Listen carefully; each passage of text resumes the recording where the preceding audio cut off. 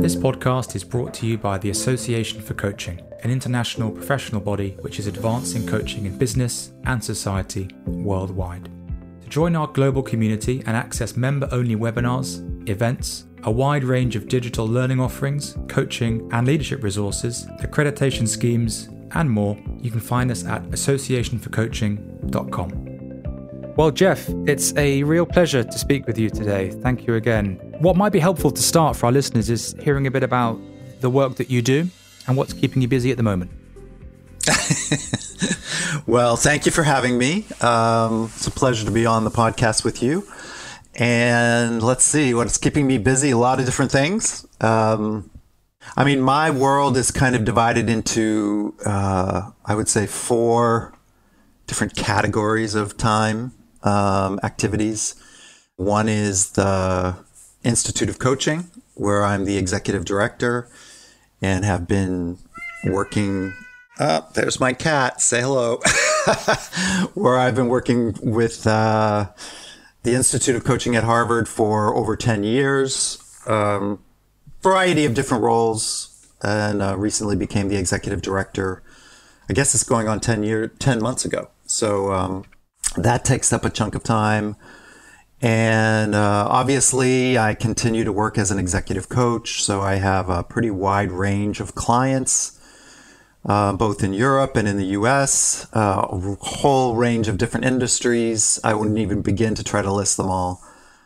And then I also teach. I'm involved with teaching leadership, coaching, science, various topics at places like Harvard Medical School, NYU, recently ESMT Business School in Berlin. And then finally, writing, working on a new book that is just getting past proposal stage. So yeah, a lot of things on the plate.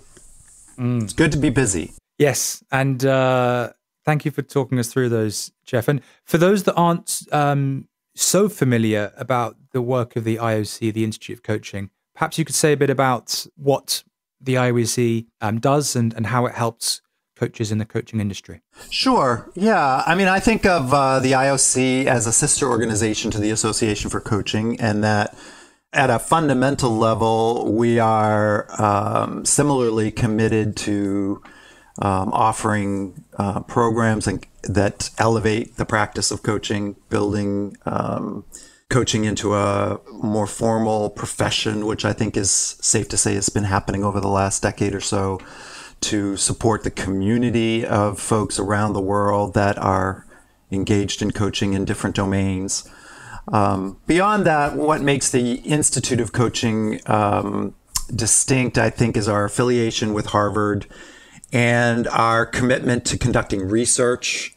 We have a number of funders that support a scientific advisory council that we have as part of our institute, where we actually support researchers, both coaches and academics, to elevate the science, the evidence-based underpinnings of the coaching space. So that's really a primary driver of our nonprofit affiliation with Harvard. And then to translate that research into practice. There aren't that many coaches out there that are willing to work their way through academic papers. Some folks, maybe like you and me, like to dig into the 15-page research after the abstract, but not everybody has time or the interest to do that. So I think one of our other key missions is to translate research that we have supported, but also the research that's being done around the world by other organizations. There are a number of really good, solid research programs in coaching psychology and positive psychology, in leadership. And one of the things we try to do is to take that and translate it into practical applications, both through webinars, newsletters, various formats, so that coaches can take the science that's being developed and evolving rapidly and actually put it to work in their practices, and maybe even share some of it with their clients, depending upon the appropriate situation.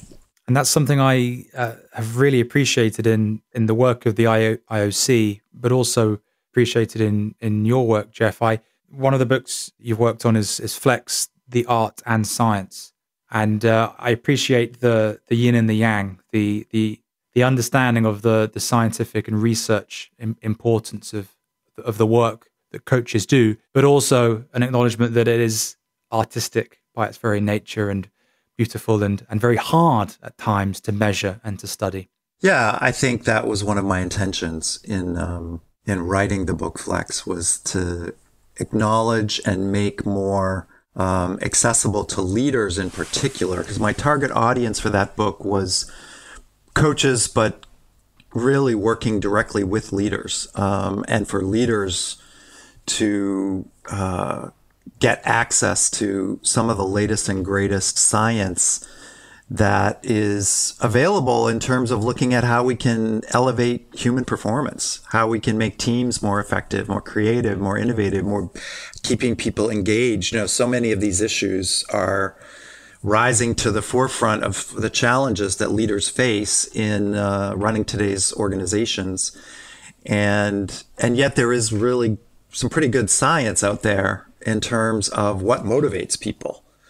What is it that inspires people to stay engaged? How do you create an environment that is psychologically safe enough that you can tap into the creativity and innovation of people? So I wanted that to be accessible to leaders. And then I also infused my book with a lot of case studies and basically modeled it along a coaching approach, so that there would be an intersection between sort of the way coaches approach developing leaders and supporting organizations, but also the idea that more and more leaders need to be coaches, and they can they don't have to become professional coaches, but they can incorporate a coaching mindset. They can incorporate some of the coaching science into their way of leading. So those were some of my intentions in sort of weaving the two together in the book. And then I would add, to your point, all the science in the world is great, and yet we are not robots.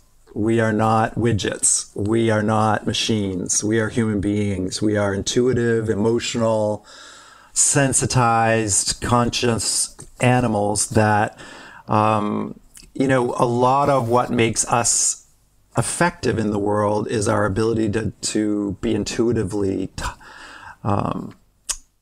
in relationship with others, and to really listen deeply in with curiosity to what makes ourselves tick with self-awareness and what makes others tick with social awareness. And they may have scientific underpinnings, but they're really more, as you said, they're more arts. They're more like the poetry and the music of leadership and coaching. So I wanted to make sure that gets honored along the way. And thinking about the state of the coaching world today, and that can be coaches or leaders who coach, what's your assessment of what coaching is like right now, Jeff, in terms of autumn, winter 2022, and what comes ahead, or what maybe needs to come ahead for coaching? I think coaching is in a really interesting evolution and huge growth phase. And on the one side, on the plus side, I think that there is a growing acceptance and credibility of the profession that, in comparison with many other developmental domains, developmental methodologies, coaching is becoming really accepted by organizations around the world as one of the primary developmental tools of choice. That there's something very special about bringing people together in one-on-one dyadic situations, also in group settings, where if you have a skilled facilitator, a skilled coach who's really trained how to create a sense of psychological safety, confidentiality, build a relationship, and probing, provocative, deep, investigatory kind of approaches to making people think about what they need to do to develop and grow, what they need to change, habit change, all of those things. That, compared to when I started coaching, when people would kind of look at me like, what, coaching? What is that? Are you a psychologist? Are you a shrink? this is not a real profession. All of that seems to have begun to dissipate. And I think there's a growing acceptance of what we do can really make a difference. So that I see as a really positive evolution that's been accelerated during the pandemic, when people really needed support, and coaching really has demonstrated its ability to rise to the occasion. The other thing I think that's really exciting is these, what I call false silos that got formed early in the professional development of coaching as a modality, where people were kind of calling themselves either a leadership coach or a positive psychology coach or a health and wellness coach or a life coach or a career coach. And there are all these distinctions, some of which are still valid, but what I like seeing as an evolution of the profession is the integration, a recognition that you don't do leadership without wellness, that you don't do your career as a leader without looking at career issues, transitional issues, that at the end of the day, we are humans on a journey of human development. And so some of these walls between leadership and positive psychology and career and life are all sort of false. And they are, they're sort of becoming porous and more integrated. And I see that as a really positive evolution. So there's a lot of really good things happening in the coaching space. I think challenges, if you want to get into sort of the other end of the spectrum, some of the challenges that we face in the coaching profession, there's a process, there's an evolution happening that I kind of call the Amazonification of coaching, where as it becomes more accepted, as it becomes in a growth phase, there are companies that are becoming very large. And there's kind of a corporatization going on, where I notice there's 4 or 5 companies that are becoming very big in the space, and they are financially driven, they're entrepreneurial, they're great in many ways, very innovative. But, that comes with, if you look at the reason I say Amazonification, if you look at what happened with Amazon, the little bookstores are gone. They've taken pretty much over huge markets all over the world. There's a plus and a minus to all of that. Price compression. Coaches are going to struggle in some cases with being able to have the remuneration they may have been used to. So there's a lot of challenges as it becomes consolidated. So that's one area that we are kind of watching carefully. And then another is technology. More and more organizations are looking at how they can democratize coaching, which is a good thing.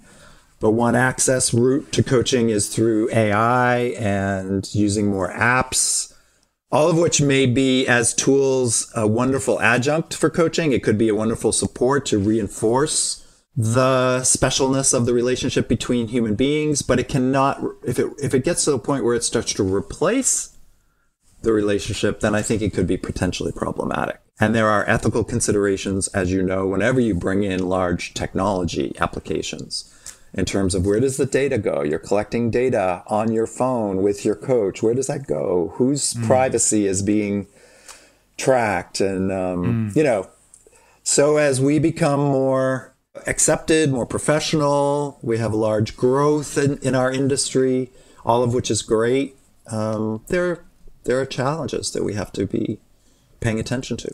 I'm really glad to hear those considerations, and hearing you speak, I'm reminded of the fact that more often than not, we see the leaders of wider tech companies in the newspapers or in front of governmental panels or inquiries for wrongdoings and suffering that they have caused, and that's questions about the use of data, privacy, but also around the well-being of the users. And I'm just curious about how the tech coaching companies might learn from some of the experiences of the wider big tech companies, and how they might learn from some of the difficult moral and ethical questions that are being posed to the wider companies about the well-being of users, about how data is used, about tech addiction, and about mental health. And I'm wondering, Jeff, if there's any thoughts or experiences or research that you're aware of already around that. Not so much research. I think that's something that we have yet to tackle. Although there was a good study, preliminary study by Eric DeHaan recently with a colleague, I think Terry LeBlanche, if I got the name right, in South Africa, where they did study a comparison of a baseline goal-oriented coach project with using technology, AI support, and without.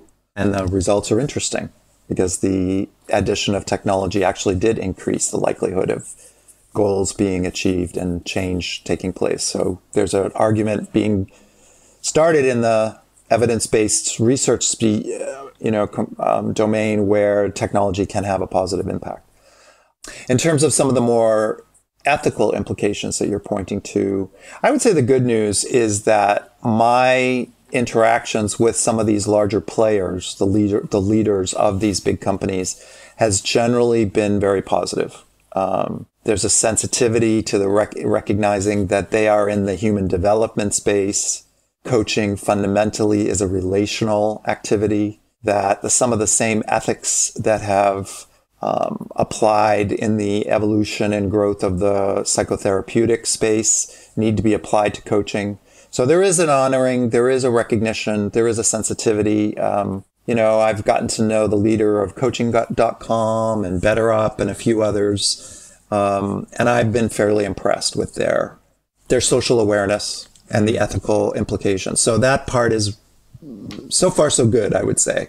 My concern, if I have one, is not so much the ethics that these wonderful leaders bring to their vision and their passion around coaching, but the pressure they feel as entrepreneurs, because they are then looking for investors. They're potentially even considering going public. The pressure from a Wall Street standpoint is very different than when you run a small or even medium-sized privately held company where you can develop your own culture, your own unique approach. So as some of these companies get bigger and bigger and have outside influences, Wall Street, investors, private equity, those things, they worry me a little bit. Because where does the priority fall, right? Is the priority the client and the work we do, or is the priority making sure we make our numbers this quarter so that we can continue to grow? So it's early days. I don't want to raise alarms, but that's a potential concern. I hear it. And what that stimulates for me, Jeff, is, well, a lot of the work that I do is through a systemic lens of coaching. And I'm especially passionate about the intersection between coaching and the climate crisis, which we're in, which the more you read into it, the more conversations you have, we learn that it's not just a question of global warming and scientific numbers and temperature gauges, but it's more deeply a conversation around the global and historic attitude towards growth at all costs, around our economic systems, around consumption, around greed and exploitation. And speaking to, in fact, the last series I hosted for the AC was speaking to a lot of thought leaders around the psychology and coaching and psychotherapeutic world related to climate change. But when I hear you speak, I hear something of a potential problem in that growth at all costs is unsustainable. And what a lot of coaches are doing at the moment is exploring with their clients a much longer term view of sustainability and profit, away from just the next quarter and away from purely financial growth at the cost of resources.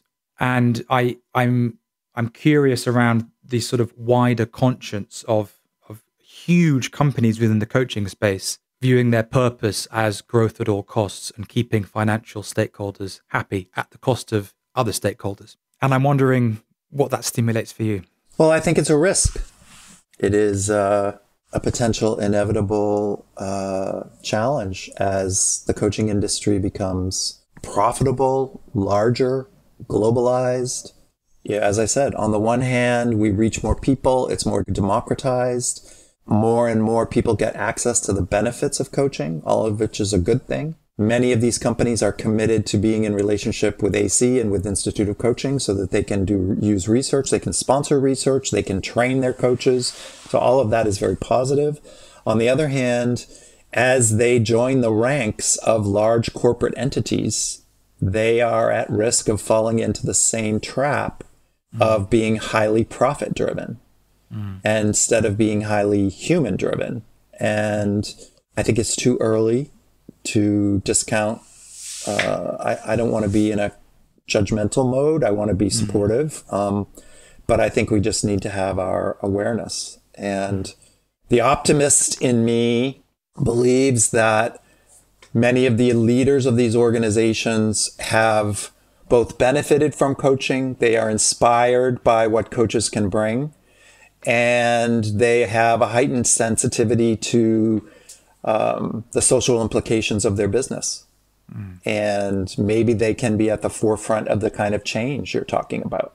I mean, the good news is that coaching as a profession does not, by itself, I think it does not hurt the environment or, although it depends on the tools we use, I suppose.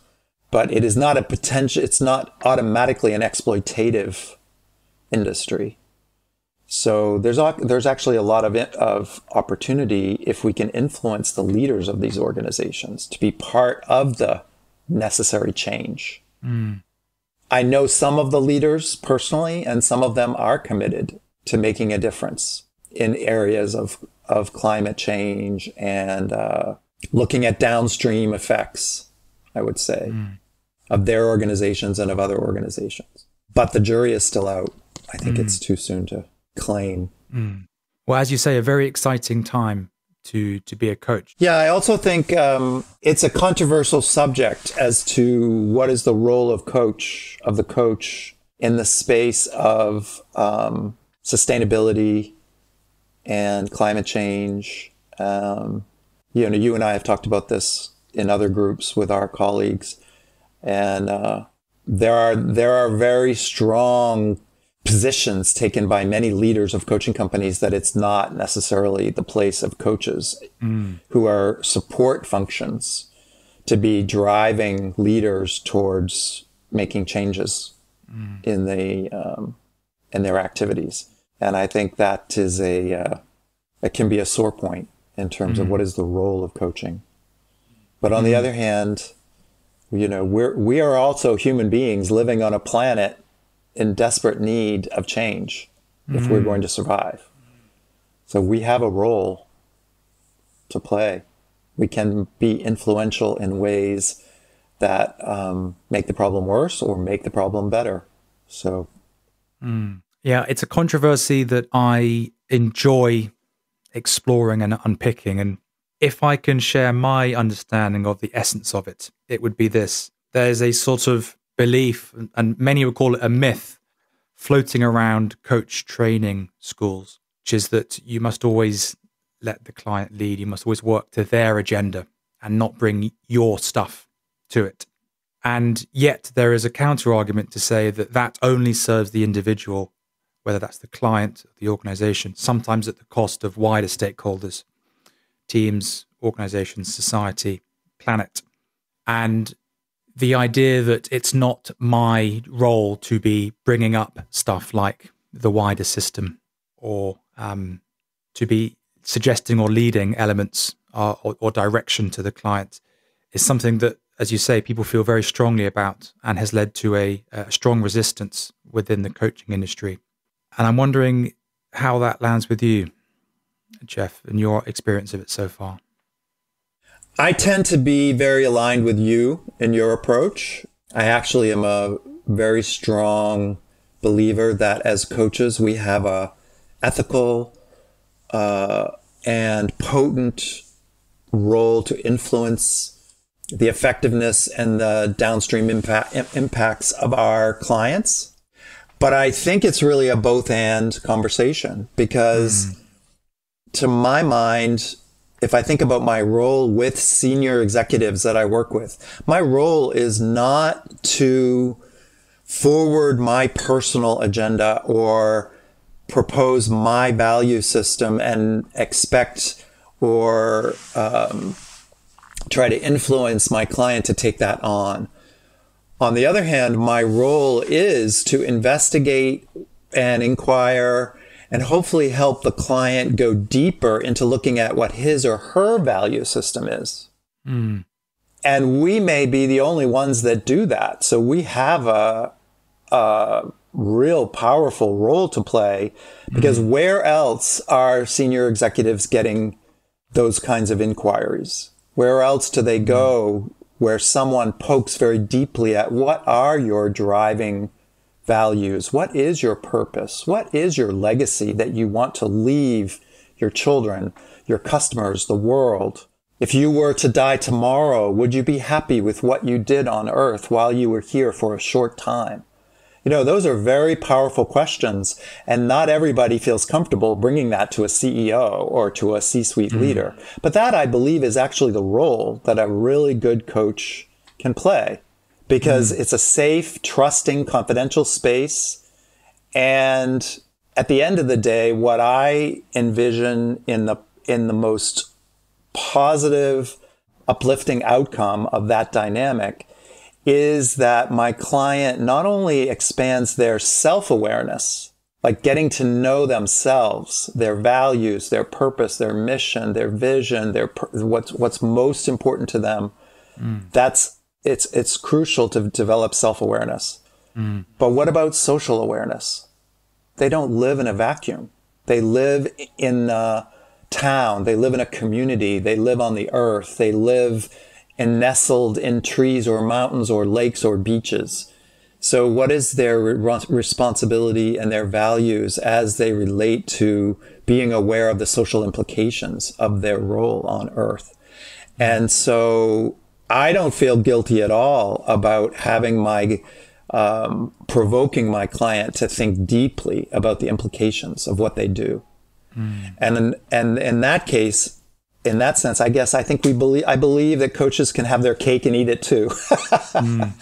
You know, in the sense we can be very values driven and purposive and believe that we have a role to play in ameliorating climate change, in creating more eco-sustainable businesses, and maybe reframing the way we think about capitalism and social capital and human beings as resources. I mean, we can be influential, but we do it not by provoking our clients to take on our agenda, but by exploring with our clients what their deeper values and purposes. And that can be just absolutely transformative for the client. You know, when they really wake up, CEO of a company just all of a sudden has an opportunity to discuss the implications of what they do for their children, for their grandchildren, for 7 generations, for the town they live in, for the country, for the earth. You know, these can be profound, transformative conversations. And think about, where else are you going to do it? So I'm aligned with you. I believe coaches have a role to play, but it's a delicate role. You know, the word that was sort of being shouted into my mind hearing you speak, Jeff, was that of challenge. And one of the great skills, I think, of a coach is to be able to challenge our clients. And I get a sense of you challenging your CEO clients. But again, not to say, think about this, but to really dig deep and to be something of a provocateur. And to challenge assumptions, to challenge mindsets. But also something I took from my coach training, and I really admire a lot of the work of Blakey and Day, who wrote Challenging Coaching. This sense that a coach is, by their very nature, outside of and apart from the client's industry, team, world, so that objectivity allows a degree of holding a mirror up to the client and to not collude with them, but to sometimes ask brave, challenging questions that the CEO, the client, might not have been asked to date, and to offer perspectives outside of that bubble that they may be existing in. And I think one of the best skills, and something that the clients, maybe there's some research that backs this up, but I think one of the great gifts of an excellent coach and a competent coach is that of challenge to a client. And I'm really with you that the challenge ought to be artful and appropriate, and not so directive, and not leading a client to feel that they're on the naughty step or that they're being led or forced to think a certain way, but challenged to go deep into themselves, to access resources and new awareness that they maybe didn't know they had, and to open up their perspective to the more than just their next quarterly budget sheet or more than just the next year, but to explore what progress, success, sustainability, and other things look like at a deeper and further level. Absolutely. I agree with you completely. So, Jeff, moving a little bit, to the past, in fact, one thing I really I love about your journey so far is its rootedness in evidence-based research, which we've spoken about, exploring the best science, and also the sensitivity that you bring with a pretty robust academic background in psychology. And is it clinical psychology that was something that you focused on? I actually studied depth psychology, which is really analytical psychology. I was initially looking to be a Jungian psychotherapist, but we had clinical psychology in the early stages, so it's pretty similar, actually. Now, can I ask you about your Jungian psychology experience, and what are some of the learnings that you've taken from that, and that you might want to offer to coaches or leaders who coaches? What can we learn from the psychology of Jung and to help us now? Oh my God, so much! You could have me for a day on this one. But I guess so off the top of my head, I mean, I think to connect the dots from your last conversation, your last question to me, one of the things that Jung brought to the world in a profoundly articulate and powerful way that still resonates, 40 years later, the idea of a collective consciousness, the idea that we're not isolated individuals. We're part of a broader, interconnected community. And that's both at a physical, emotional, social, and even conscious level. There are those that will find that to sound a bit woo-woo. You talk to business executives and they'll say, what the hell are you talking about? A collective consciousness. Yeah, Carl Jung, I read him when I was in college, and that's all about dreams and symbols and, it's fun stuff, but it's not science. And then I will very gently, remind them that quantum physicists, really smart scientists, have actually proven that everything that Jung was in some ways writing about or intuiting long before it could be tested scientifically was on the right track. Quantum physics has shown that there is a underlying sort of wave function or, at the quantum level connectivity, a field function in our universe that connects everything in ways that really are beyond our day-to-day consciousness. But, this idea that when a wave crashes on the east coast of America, that the air moves and, that may have been caused by butterfly in Asia. These things sound far-fetched, but they've been proven to be accurate, that there is a deep connectivity between human beings. That synchronicity is another thing that Jung wrote about way before it was studied by physicists. And it's been demonstrated that there's some truth to it, that coincidences are not just coincidences. And so, when you have a happy accident, or you have an intuition that something's happening in your family 5,000 miles away, and then all of a sudden you get on the phone and you're like, oh, yeah. Oh, how did you know that your uncle just fell and broke his hip? It's like, I just felt it. I had an intuition. There's just such a deeper connectivity in our space, in our sphere, in our field than we are even aware of. And all of that is valuable in a coaching context when you're able to have a discussion with your client about what I call social awareness. The implications of the decisions you make as a leader have far-reaching impact, far more implications than just the balance sheet or your employees, or even your customers. They may impact communities across the world. They may impact natural resources, water, air, trees, the earth.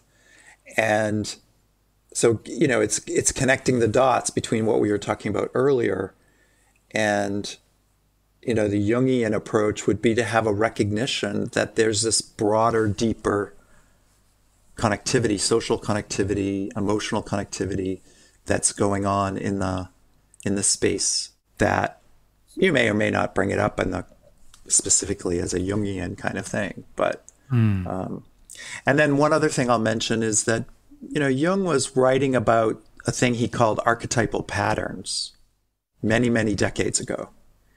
And it's become pretty well known that human beings in their developmental path will repeat patterns from their childhood that can be developmental, growth-oriented, and they can also be incredibly destructive. So not that I like to turn coaches into therapists or advocate digging into someone's childhood, but it's valuable to look at what is the ground upon which your client emerged from. What is the community, the family system, the sense of values and motivation that they were brought up in. And as a coach, what I recommend is that you ask those questions within the context of, how is that impacting you today? Mm-hmm. How does that impact the decisions you make for your organization going forward? Or how does that impact how you interact with your team? Is there any connection between those things? Mm-hmm. And 9 times out of 10, they sort of wake up to think, oh, wow, yeah, it's so interesting. Part of the reason I really don't get along with Mary is she reminds me of my sister. Or, I'm just really uncomfortable with emotional topics. Bringing emotions into the workplace feels really difficult for me. This is as a leader. And I'll say, well, where do you think that started? Oh, well, I grew up in a family where we never hugged. We never talked about love. We never, that just wasn't done. And again, it doesn't have to turn into a therapy session, but it can be an awareness. Like, oh, yeah, all of us are kind of evolving based on the way we were brought up. And the science will show that in today's brain, and it's always been true, but it's plastic, it's evolving, it's changeable. So just because that's the way you were when you were a teenager doesn't mean that that's the way you have to be now. That can be really eye-opening for leaders. So just a few examples. Yeah, I'm really glad I asked that question, Jeff. And I'm sitting here, and I'm involved in a lot of coach training as well. And I'm sitting here, and I wanted to give voice to maybe a listener who's a coach, maybe in the first few years of their coaching, who might ask, well, I don't understand Jungian psychology, and I'm not a therapist, and I don't feel comfortable exploring these because I don't understand them myself. And I'm wondering what you'd like to say, or what advice or resources you would direct someone who agrees with you, but doesn't feel comfortable exploring this with their client just yet. Well, I would say stay in the lane you're comfortable in, and you'll still potentially get great results. And make a commitment to your own personal growth. And so when you hear someone on a podcast talk about Jungian psychology and you're not familiar with it, think, wow, that's interesting. I'm going to write to Dr. Hall and see if I can't find out where a good book would be to get started, to learn a little bit about that. Or I'm sure you have podcast guests that talk about systems thinking or systemic coaching. My good friend Paul Lawrence, who wrote a wonderful book on systemic coaching. And people, as you said, starting out as coaches might be like, oh my God, systems coaching. What the hell is that? System coaching. Okay. Well, give them a resource. Start to do some reading. Be on a growth journey. Make sure you're taking advantage of the resources of Association for Coaching and the Institute of Coaching. Because we need to be role models for our clients, and we ask our clients to develop a growth mindset. And I always take it one step further and say, you need to also have a learning mindset. And so we have to have that too.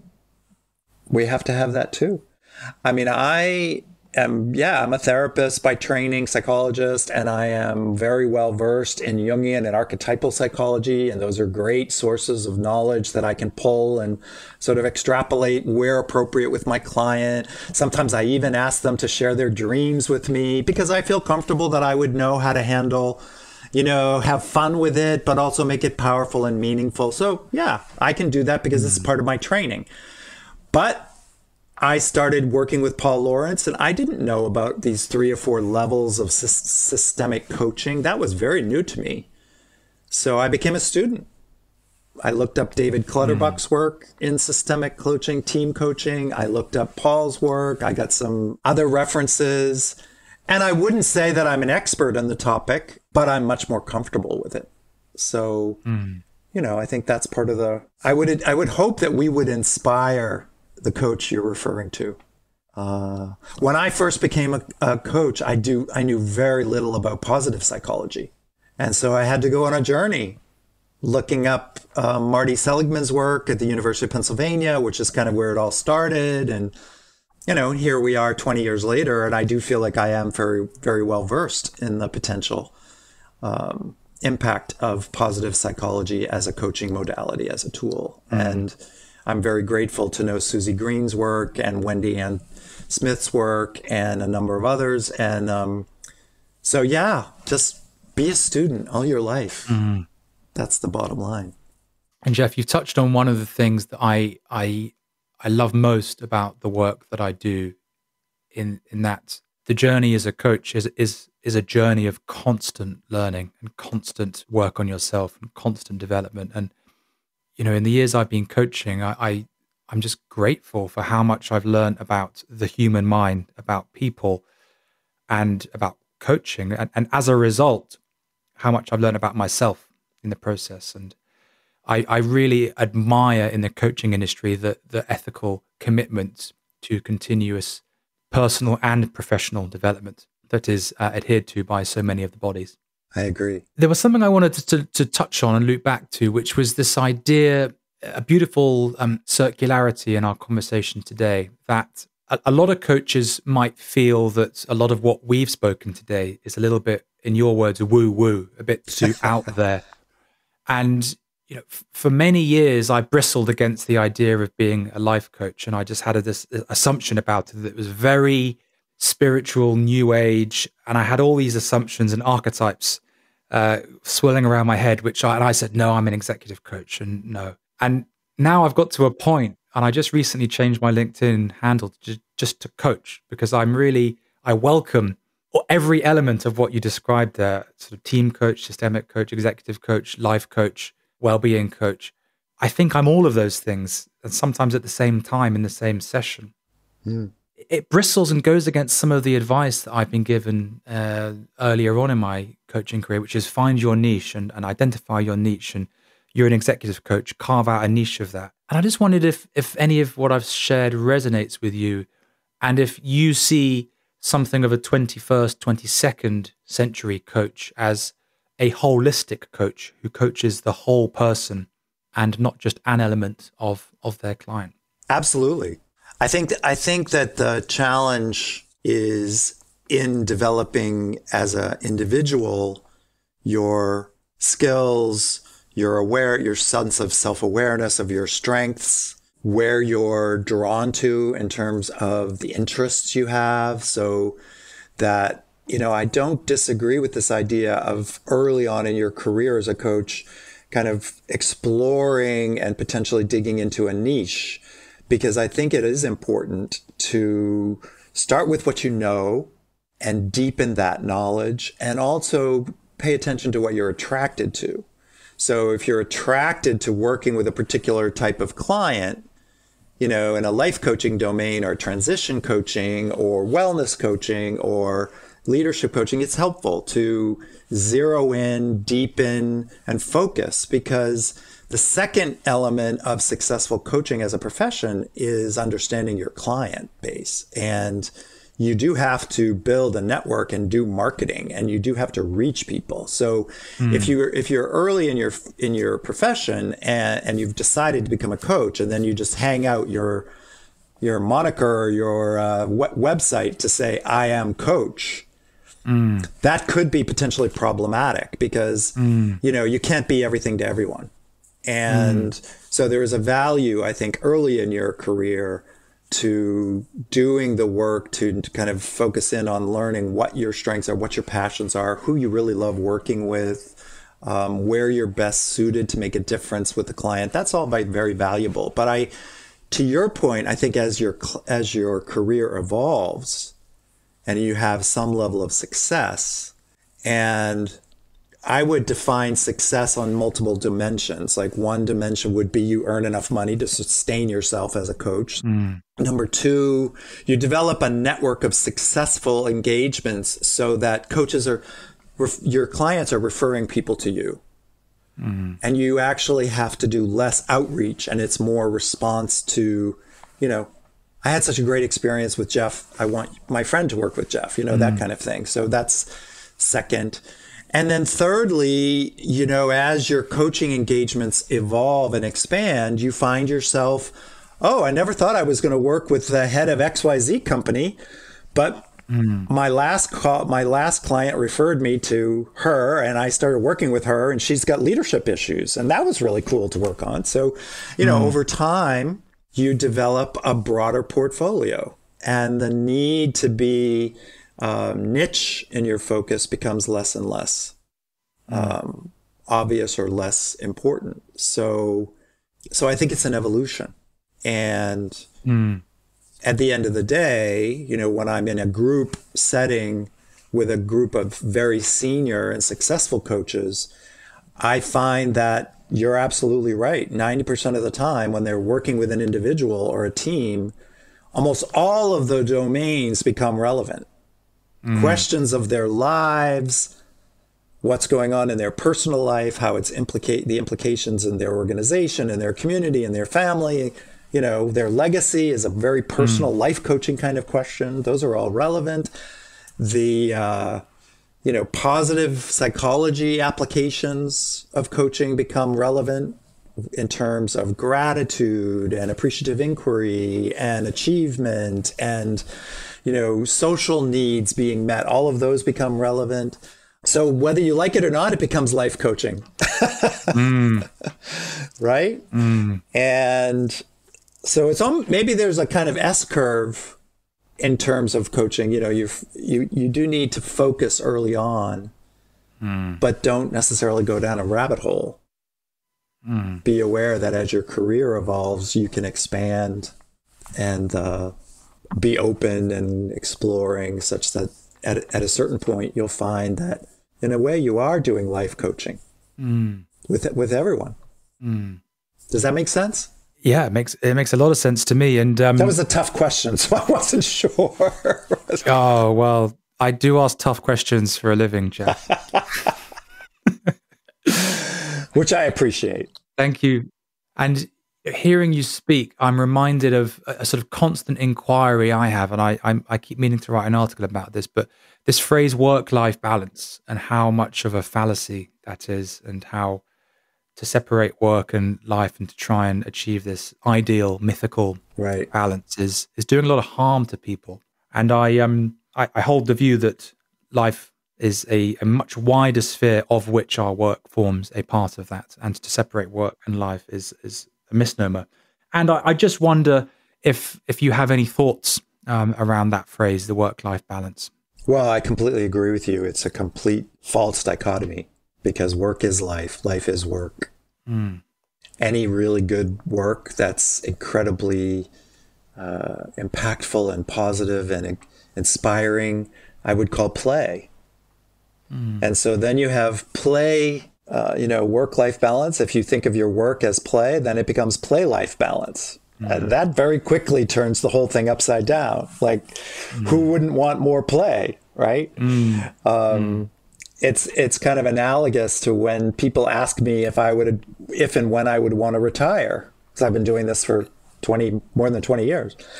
And I think about it and I think, never. Because I might want to do less. But, in the old days, I would say I want to do less because I want to travel, right? Because, that's the classic archetype. You want to explore while you're still healthy and incapable. You want to go around and maybe see some of the world you haven't seen. These days, I can work and travel at the same time because of if it weren't for time zones, we'd have very little keeping us from working all the time. So, yeah, I think the whole concept of retirement is an anachronism, and the whole concept of work-life balance is anachronistic. And, what's more important is for our clients to realize they have one short life to live. And what is the meaning they want to bring to it? What is the legacy they want to have? Because we don't know when it's going to end.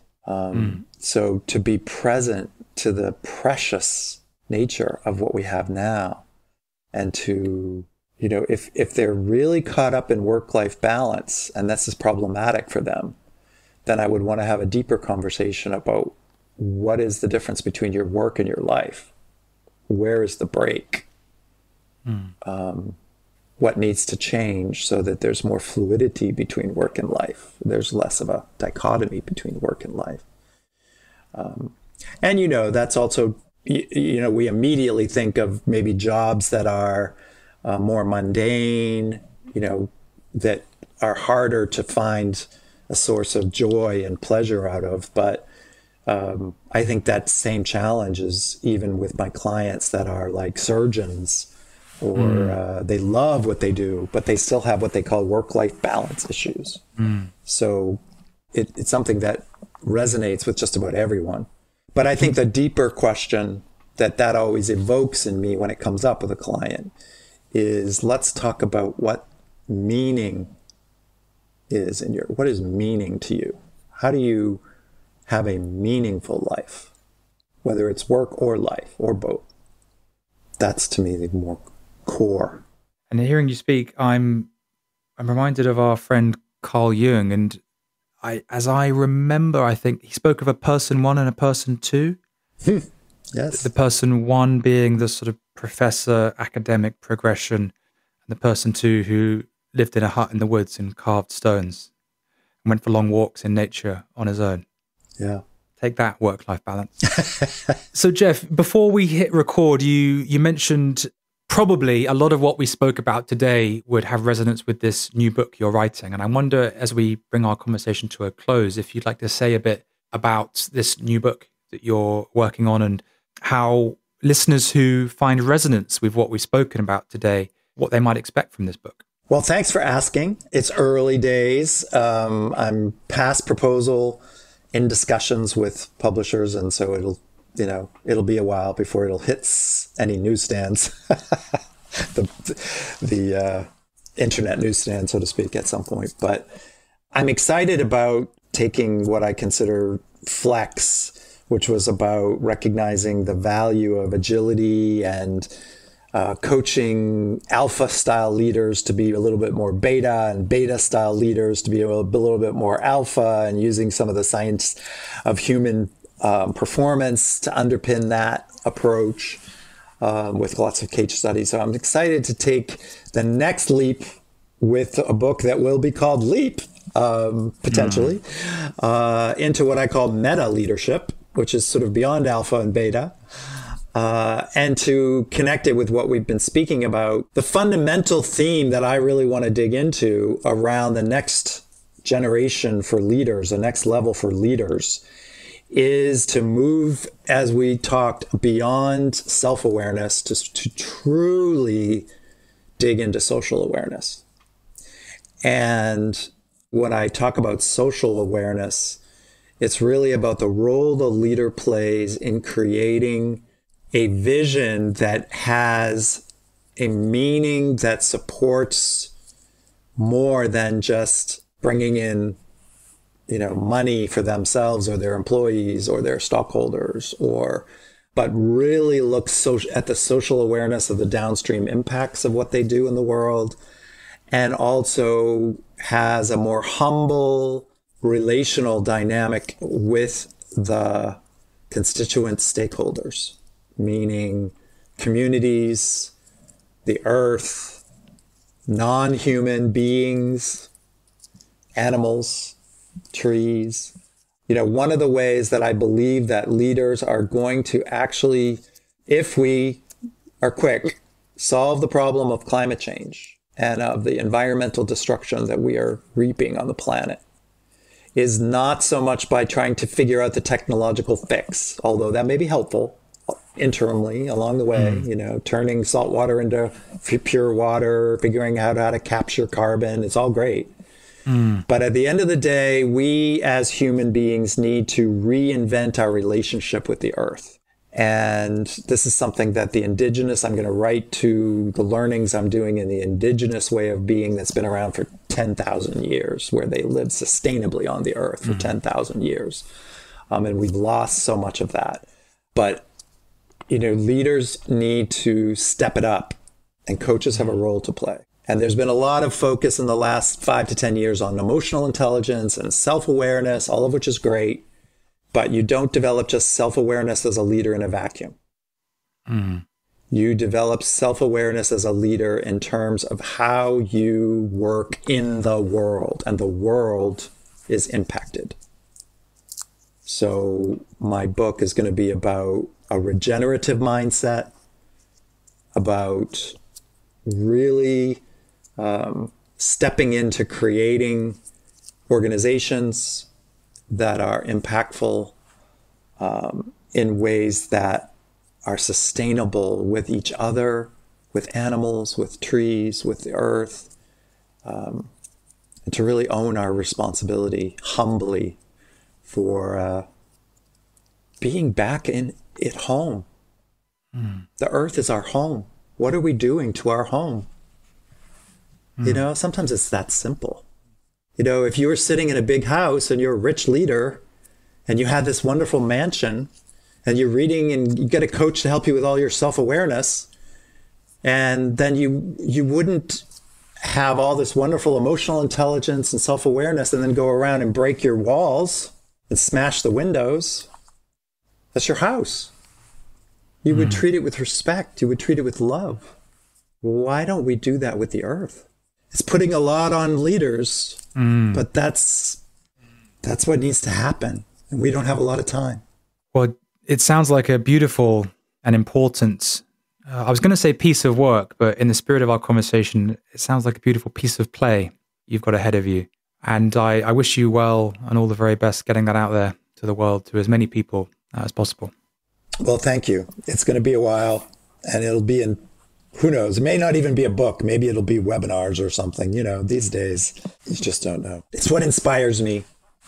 I think we can make a difference. I think people like you at the Association for Coaching, where you do really incredible work training coaches in dialogue with coaches that are around the world, making a difference every day on exactly the kinds of things we're talking about with climate change and sustainability and values-driven leadership. So, we have our roles to play. Maybe a book, it'll be a drop in the bucket, but I have to do what I have to do, just as being in partnership with you is part of that too.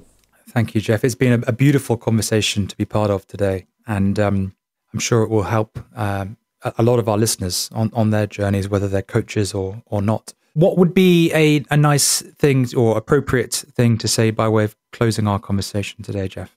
I just want to thank you, the opportunity to have kind of a deep dive conversation. It's not something we get to do every day. Not everyone asks me about Jungian psychology. So thank you. And, kudos to you and to the Association for Coaching and to my organization, the Institute of Coaching, for, our commitment to make positive change in the world. That's what we do. That's why we're here. That's why we get out of bed in the morning. And that's why our work is play. And I hope that's true for all the coaches out there that are listening.